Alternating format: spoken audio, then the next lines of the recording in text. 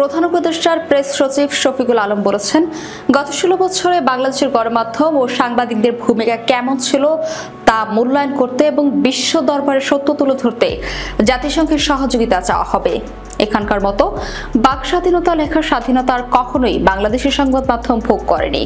শুক্রবার দুপুরে চট্টগ্রাম প্রেস ক্লাবে আয়োজিত জুলাই বিপ্লব পরবর্তী বাংলাদেশ গণমাধ্যমের চ্যালেঞ্জ শীর্ষক আলোচনা সভায় প্রধান অতিথির বক্তব্যে তিনি এসব কথা বলেন।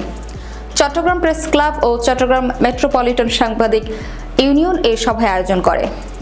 অন্তর্বর্তী সরকার সংবাদ মাধ্যম সহ মানুষের বাক স্বাধীনতায় বিশ্বাসী উল্লেখ করে শফিকুল আলম বলেন, সম্প্রতি 3টি গণমাধ্যমের 3 জন সংবাদকর্মীকে চাকরিচ্যুতের ঘটনায় সরকারের কোনো হস্তক্ষেপ ছিল না।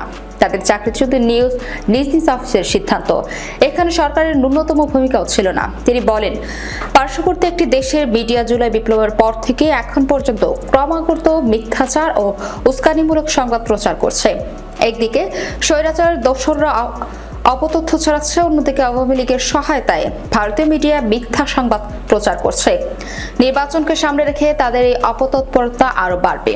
তাই সংবাদের সত্য মিথ্যা যাচাইয়ে সবাইকে সচেতন হতে হবে। বিপ্লব পরবর্তী বাংলাদেশ গণমাধ্যমের চ্যালেঞ্জ ধারণাপত্রের উপর বিশেষ অতিথির বক্তব্যে প্রধান উপদেষ্টার ডেপুটি প্রেস সচিব আবুল কালাম আজাদ মজুমদার বলেন, বর্তমান সরকার সমালোচনাকে উন্মুক্ত করে দিয়েছে। প্রধান উপদেষ্টার জাতির উদ্দেশ্যে দেওয়া ভাষণে সবাইকে মন খুলে সরকারের সমালোচনা করার আহ্বান জানিয়েছেন।